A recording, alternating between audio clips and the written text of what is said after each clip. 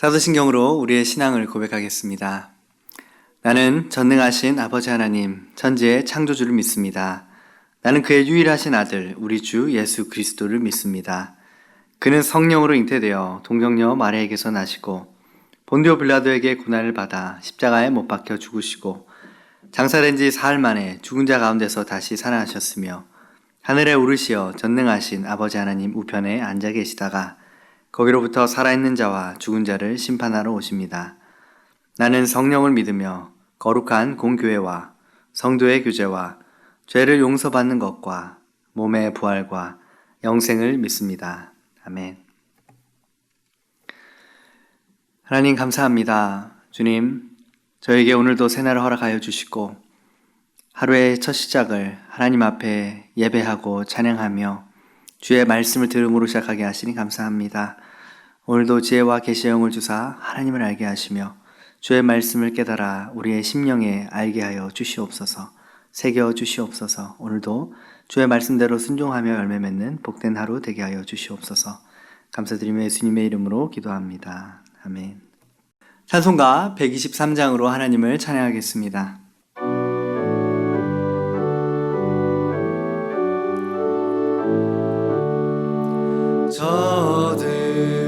저들밖에 한밤중에 양틈에 자던 목자들 전사들이 전하여 준 주나신 소식 들었네. 노엘 노엘 노엘 노엘 이스라엘 왕이 나셨네. 저 동방에 별 하나가 이상한 빛을 비추어 이 땅 위에 큰 영광이 나타날 징조 보였네. 노엘 노엘 노엘 노엘 이스라엘 왕이 나셨네. 그 한 별이 베들레헴 향하여 바로 가더니 아기 예수 누신 그 뒤에 오자 멈췄네. 노엘 노엘 노엘 노엘 이스라엘 왕이 나셨네. 저 동방에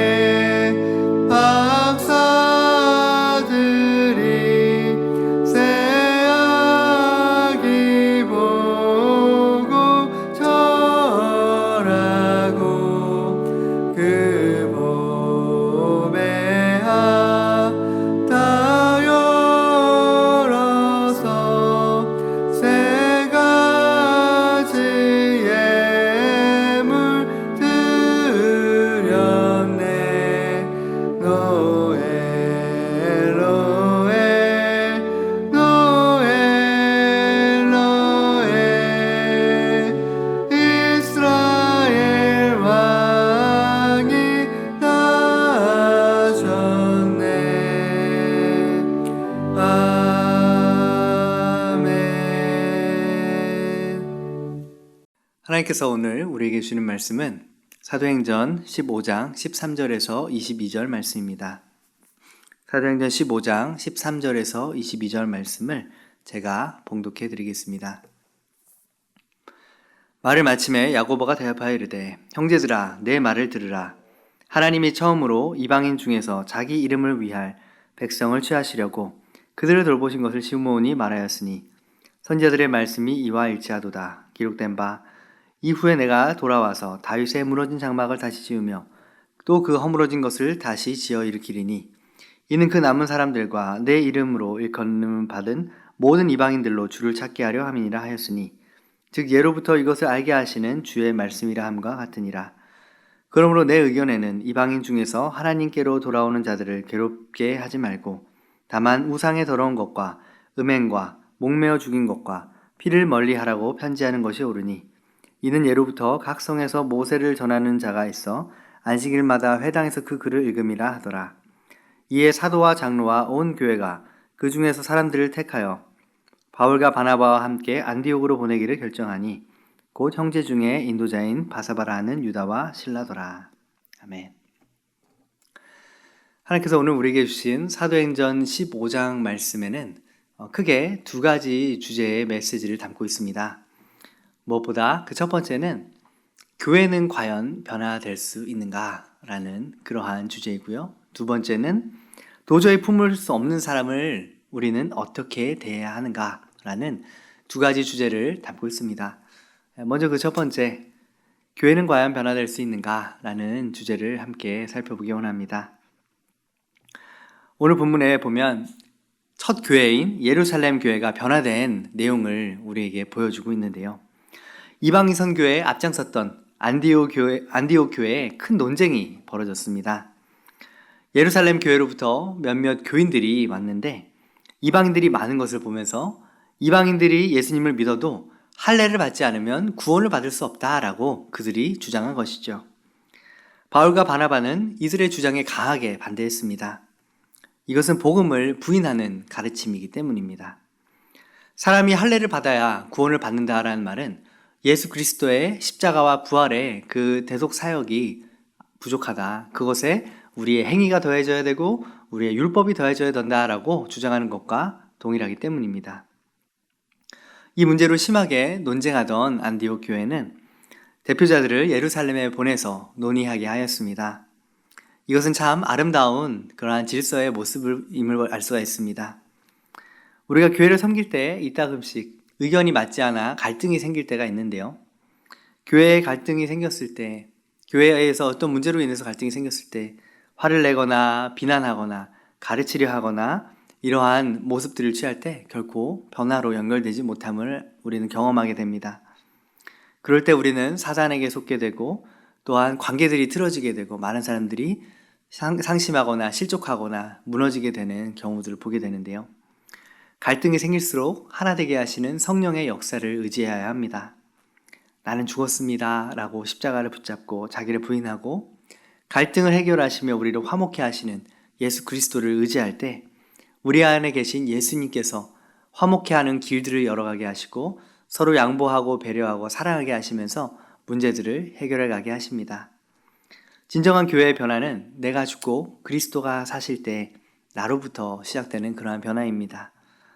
이러한 마음으로 서로 의견을 내고 같이 기도하고 분별할 때 성령께서 하나 되게 하시고 가장 좋은 길을 열어가게 하십니다. 사도 바울 일행이 예루살렘 교회에 와서 이방인들이 주님께로 돌아온 그 보고를 하게 되었습니다. 그랬더니 바리새파 중에 믿는 사람 중에 몇몇이 일어나서 사도행전 15장 5절에 이방인에게 할례를 주고 모세의 율법을 지키라 명하는 것이 마땅하다 이렇게 주장을 하였습니다. 바울이 얼마나 실망을 했을까요? 이것이 당시 예루살렘 교회의 동일한 분위기였습니다. 이방인들에 대한 선교가 상당히 진행되었음에도 불구하고 여전히 모교회인 이 예루살렘 교회 안에는 이방인들에 대한 편견이 여전히 존재하고 있었습니다. 예루살렘 교회는 안디옥 교회의 이 질문에 대해서 답을 하기 위해 지도자 회의를 소집을 했습니다. 이방인들에게 할례를 받게 해야 되느냐 말아야 되느냐 이 의견이 분분할 때 베드로가 일어났습니다. 그리고 자신이 고넬료 집에서 경험했던 이방인들의 그 구원의 역사를 간증하기 시작합니다. 이방인들이 할례와 관계없이 믿음과 은혜로 구원받는 것을 나는 똑똑히 그것을 나는 목격하였다. 그 현장에서 성령이 부어지고 이들이 하나님께서 하시는 일들을 경험하는 것을 나는 보았다. 이렇게 간증했을 때 예루살렘 그 교회 지도자들의 마음이 변화되기 시작했습니다. 이어서 바울과 바나바가 소아시아 지역에 일어난 이방인들의 구원의 역사와 성령의 역사에 대해서 간증을 했습니다. 우리가 가는 곳마다 유대인들은 우리를 돌로 치려 하였지만 오히려 할례받지 않는 이방인들이 마음을 열고 복음을 받아들였고 예수님을 믿고 성령의 역사들이 이루어지기 시작했다. 이렇게 고백한 것이죠. 예루살렘 교회 지도자들과 또 모든 성도들은 바나바와 바울의 간증을 들으면서 많은 은혜를 받았고 그렇게 이방인들에 대해서 배타적이었던 그들의 굳은 마음과 생각에 변화가 일어나기 시작했습니다. 우리가 그동안 이방인들에 대해서 너무 배타적인 마음을 갖고 있었구나. 너무 고집을 부리고 있었구나. 하나님께서는 이방인들도 구원을 얻는 복음의 길을 활짝 여셨구나. 이것을 그들이 인정하게 된 것입니다. 예루살렘 교회의 지도자였던 야고보가 베드로와 바나바와 바울의 간증을 듣고 자신들의 생각을 이렇게 정리하여 말하였습니다. 사도행전 15장 19절에서 20절 말씀인데요. 그러므로 내 의견에는 이방인 중에서 하나님께로 돌아오는 자들을 괴롭게 하지 말고 다만 우상의 더러운 것과 음행과 목매어 죽인 것과 피를 멀리하라고 편지하는 것이 옳으니. 여기서 할례를 받고 모든 율법을 지켜 행함으로 구원을 얻는 것이 아니라 예수 그리스도를 믿음으로 그 은혜에 의하여 구원을 받는 것이다 라는 그 방향이 명확하게 정해지게 되는데요. 다만 이들이 이방인들에게 구원의 은혜를 마음껏 전하되 그들로 하여금 유대인들과 유대인 크리스천들과 교제함에 있어서 정말 피해야 할 것, 금해야 할 것 네 가지를 정하자 이렇게 말합니다. 율법이 몸에 밴 유대인들이 결코 할 수 없었던 것들이 있었는데요. 그것은 바로 이 우상의 제물을 먹는 것입니다. 우상에게 바친 제물을 먹는 것. 이것이 이제 우상의 더러운 것을 피하라는 것이고요. 음행. 여기서 음행은 특히 이방 신전에 가면 이방 신전에 있는 성창들, 그 성전에서 일하는 이방 성전에서 일하는 그 창기들과의 음행을 통하여서 제사를 지내는 그러한 방법들이 있었는데요. 이것을 피해야 된다. 몸을 더럽히지 말라. 이렇게 말하고요. 또 목매어 죽인 음식, 목매어 죽인 짐승을 가까이 하지 마라. 피하라. 그리고 피를 멀리하라. 유대인들은 피에 생명이 있다라고 하나님께서 분명히 말씀하신 그 율법을 너무나 중요하게 여겼기 때문에 피를 먹거나 마시거나 하는 일들을 결코 해서는 안 된다라고 했습니다. 그래서 이 네 가지를 금하자. 왜냐하면 유대인 크리스천들과 이방 크리스천들이 한 공동체, 한 몸에서 연합하여 나아갈 때에 큰 걸림돌이 되는 그러한 죄악들이었기 때문입니다. 예루살렘 교회는 이러한 이처럼 야고보의 그 선언을 통하여서 이 제안을 받아들이게 되고요. 그 결정을 바울과 바나바 그리고 유다와 실라 편에 안디옥 교회와 이방인 교회들에게 전달하기로 결정하였습니다. 너무나 감격스러운 순간이었습니다. 이것은 바로 전통과 또 고집 가운데 있었던 예루살렘 교회가 놀랍게 변화된 사건이기 때문입니다. 사도행전 16장부터는 선교 역사의 새로운 장이 힘있게 펼쳐져 나아가는 것을 우리는 보게 되는데요. 예루살렘 교회가 먼저 변화되고 나니까 세상이 변화되는 역사가 이루어지고 이방인 선교의 문이 활짝 열리는 그런 통로가 열어지게 되었습니다.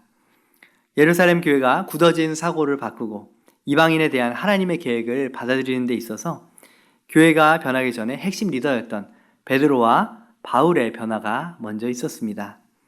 그들은 사실 도무지 변화될 수 없는 사람들의 상징이었습니다. 사도 베드로는 가이사랴의 그 이방인 고넬료의 집으로 가라고 하시는 하나님의 지시를 3번이나 그는 거절했었는데요. 베드로는 자기 의의가 강한 사람이었기 때문입니다. 거기 사도행전 10장 14절에 보면 베드로가 이르되 주여 그럴 수 없나이다. 속되고 깨끗하지 아니한 것을 내가 결코 먹지 아니하였나이다 한데, 이게 어떤 상황인지 기억나시나요? 하나님께서 베드로가 옥상에서 기도하는 시간에 기도할 때 하늘에서 이제 밥상이 내려오는데 그 밥상 위에는 하나님께서 레위기 11장에서 먹지 말라고 금하신 온갖 그 음식들이 놓여져 있었던 것이죠.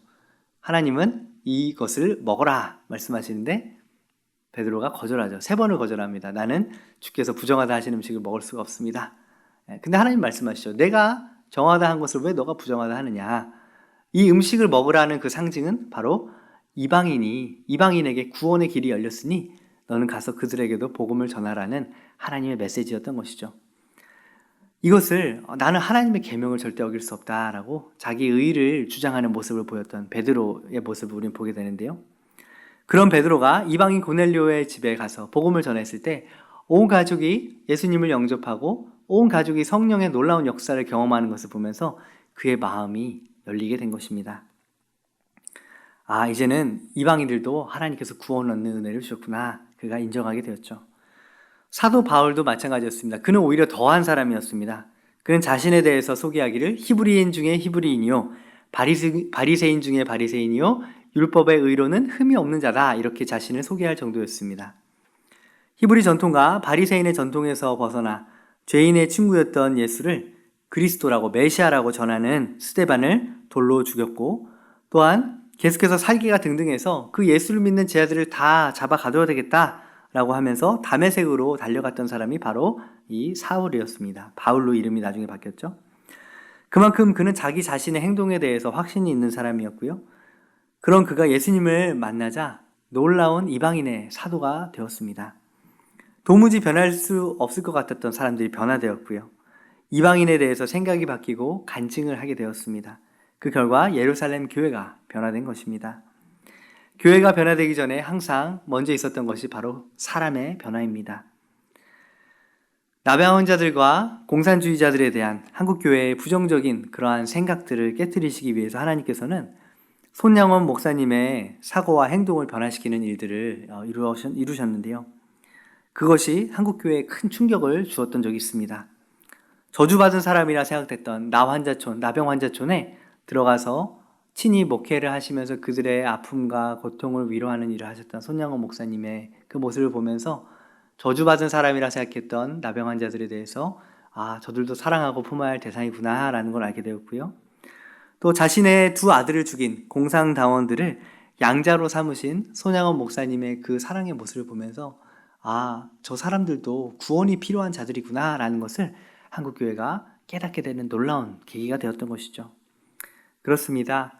교회가 서로 사랑하는 교회가 되기 위해서는 교인들이 서로 사랑하는 교인들로 변화되어야 하겠고요. 그러기 위해서는 나부터가 서로 사랑하는 사람으로 변화되어 가고 있는가를 점검해 보아야 할 것입니다. 교회에 대해서 상처와 아픔과 실망과 낙심을 가지신 분이 계십니까? 예루살렘 교회가 변화될 수 있다면 우리들의 교회도 또 한국 교회도 얼마든지 변화될 수 있습니다. 하지만 하나님께서는 그 변화를 이루어 가시려고 할 때 먼저는 내가 사랑의 사람이 되기를 원하시고 내가 용납하고 품어주는 사람이 되기를 원하십니다. 그 변화가 바로 나로부터 시작되는 것입니다. 로마서 5장 5절 말씀에 보면 소망이 부끄럽게 하지 아니함은 우리에게 주신 성령으로 말미암아 하나님의 사랑이 우리 마음에 부은 바 됨이니, 이렇게 약속하셨습니다. 우리가 예수님을 믿을 때 우리 안에 성령을 주심으로 하나님의 사랑을 우리 안에 부어주셨기 때문에 내 안에 주신 하나님의 사랑으로 인해서 우리가 서로를 사랑하고 품어주고 용납할 수 있게 되었습니다. 우리가 그 사랑을 의지하여 서로 사랑할 때 우리의 교회가 서로 사랑하는 교회가 되고 한국교회도 서로 사랑하는 교회가 되어서 너희가 서로 사랑할 때 세상 모든 사람이 너희가 내 제자인 줄 알리라 말씀하신 예수님의 말씀처럼 사랑으로 소문나는 그러한 교회가 될 것입니다. 오늘 사도행전 15장의 2번째 메시지는 도무지 용납이 되지 않는 사람을 우리는 어떻게 해야 하는가라는 질문입니다. 사도행전 15장 36절에서 41절 말씀에 보면 며칠 후 바울이 바나바더로 말하되 우리가 주의 말씀을 전한 각성으로 다시 가서 형제들이 어떠한가 방문하고자 하고 바나바는 마가라 하는 요한을 데리고 가고자 하나 바울은 밤빌리아에서 자기들을 떠나 함께 일하러 가지 아니한 자를 데리고 가는 것이 옳지 않다 하여 서로 심히 다투어 피차 갈라서니 바나바는 마가를 데리고 베타로 구브로로 가고 바울은 실라를 택한 후에 형제들에게 주의 은혜의 부택함을 받고 떠나 수리아와 길리기아로 다니며 교회들을 경고하게 하니라.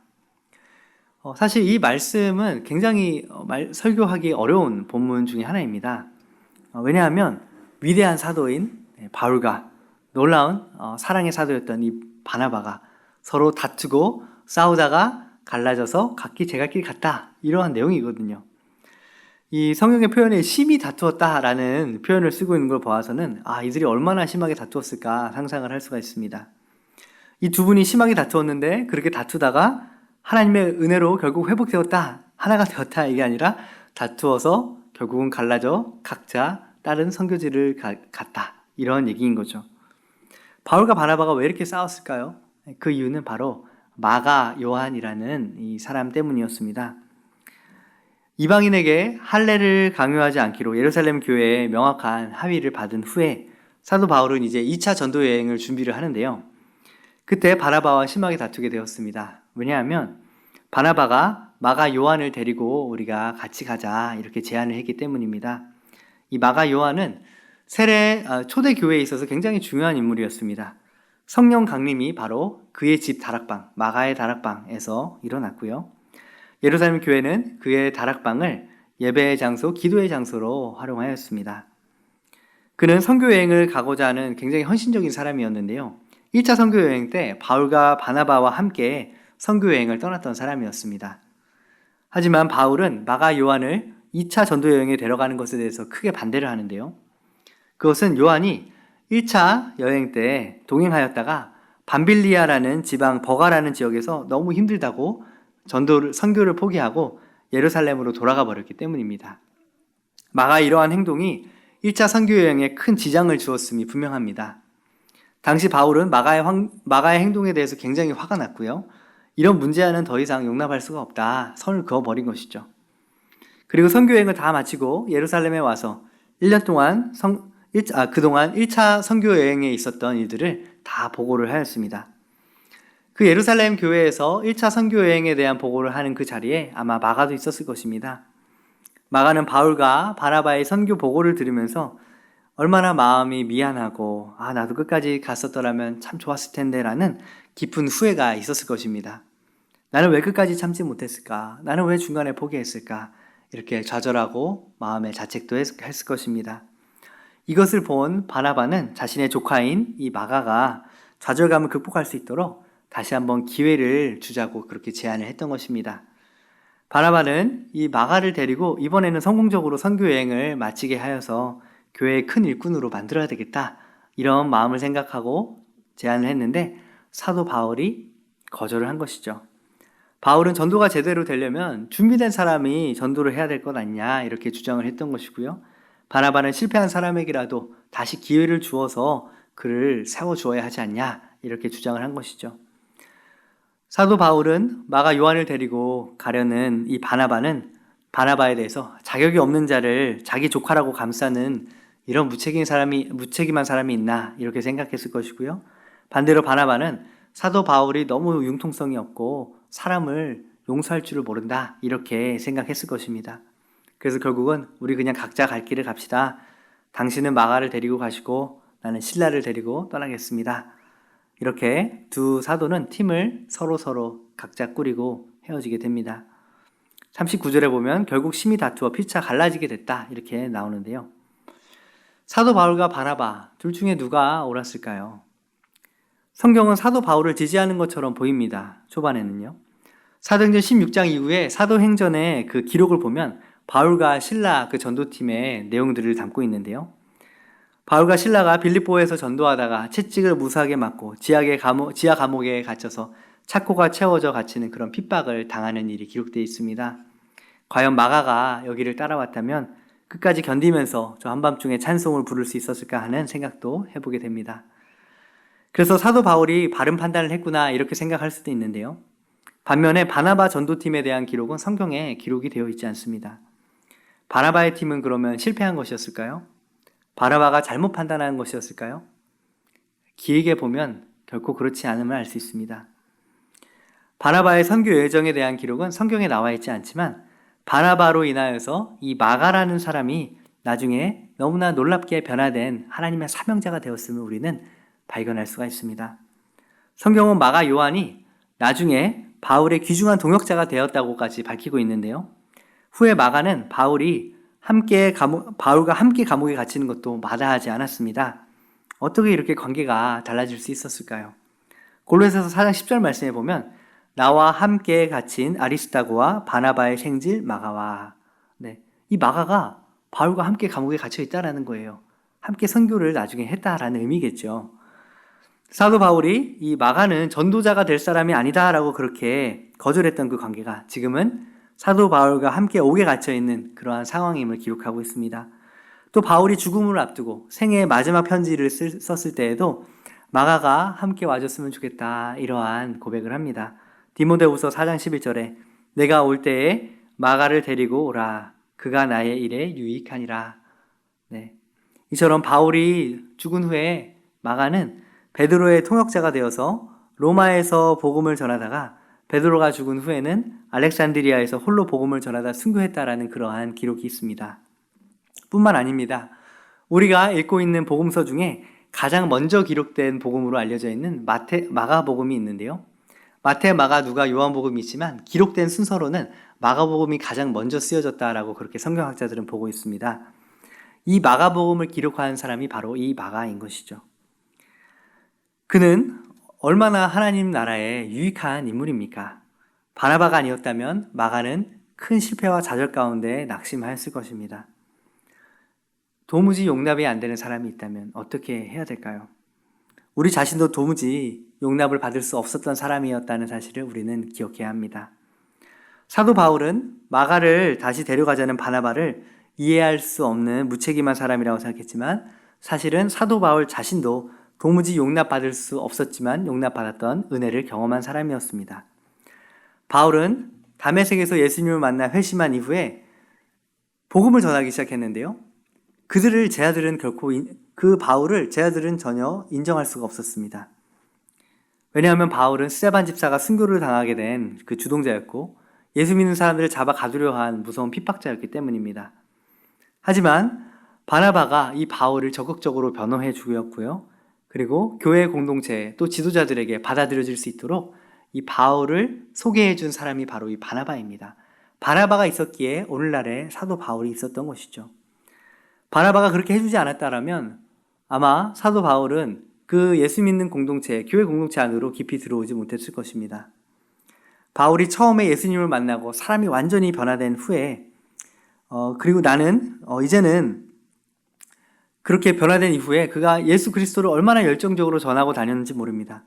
얼마나 복음을 강하게 전했으면 유대인들이 그를 죽이려고 핍박을 했겠습니까?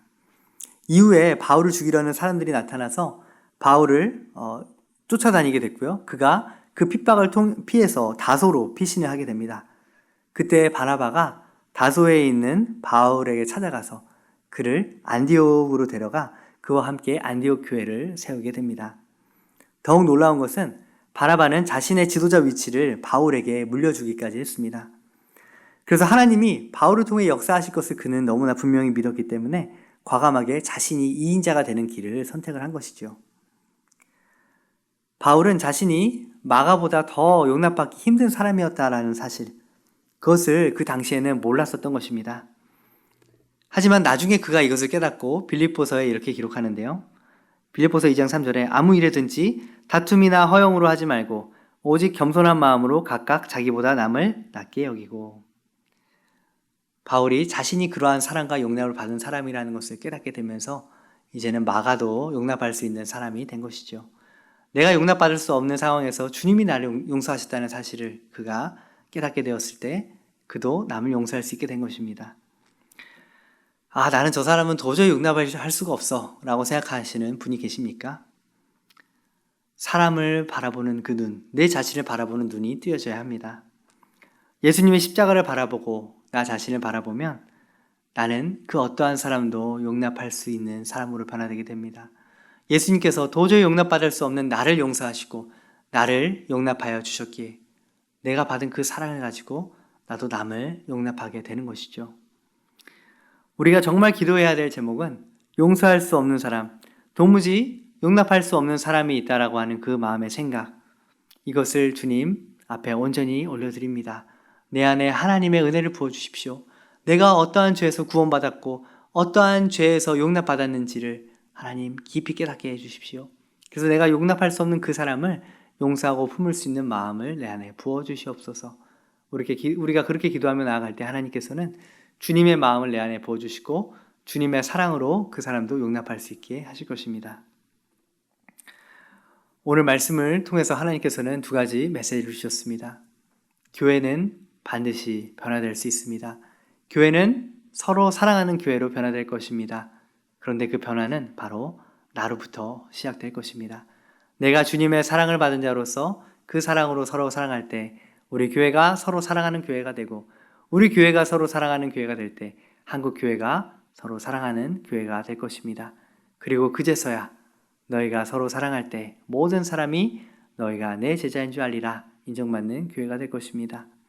또한 도저히 용납할 수 없는 사람을 만났을 때 어떻게 해야 됩니까? 내가 어떠한 용납과 어떠한 사랑을 받았는지 하나님 내 눈을 뜨게 하여 주시고 내 마음의 눈을 열어서 알게 하여 주시옵소서. 우리가 그렇게 기도하며 주님께 우리의 마음을, 우리의 그 고통을, 내가 용납할 수 없는 그 사람을 맡길 때 주님께서는 주의 마음을 내 안에 부으셔서 그 사람을 용서하고 품고 사랑하게 하실 것입니다. 오늘도 이 말씀을 붙잡고 우리의 매일의 삶 속에서 서로 사랑하며 용납하며 아름다운 주님의 교회, 서로 사랑하는 교회를 만들어 가시는 저와 여러분 되시기를 주님의 이름으로 축복합니다. 기도하겠습니다. 하나님 감사합니다. 주님, 우리가 서로 사랑하는 교회로 소문나기를 원합니다. 그러기 위해서는 먼저 내가 사랑하는 사람이 되게 하시고 내가 주님의 사랑으로 서로 사랑하는 사람이 되어 사랑하는 교회를 만들어가게 하여 주시옵소서. 내 안에 용납하지 못하고 용서하지 못하는 사람이 있습니까?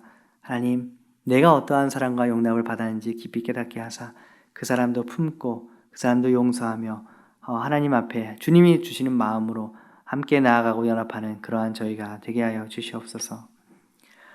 이제는 우리 주 예수 그리스도의 은혜와 하나님 아버지의 크신 사랑과 성령님의 교통하심이 오늘도 주님 안에서 내가 사랑받은 자로서 서로 사랑하기로 결단하고 내가 받은 그 용서로서 서로 용서하고 용납하기를 결단하는 주님의 귀한 권속들을 머리머리 위에 이제로부터 영원까지 함께 하시기를 간절히 축원하옵나이다. 아멘. 각자의 자리에서 기도하심으로 주님 앞으로 나아가겠습니다.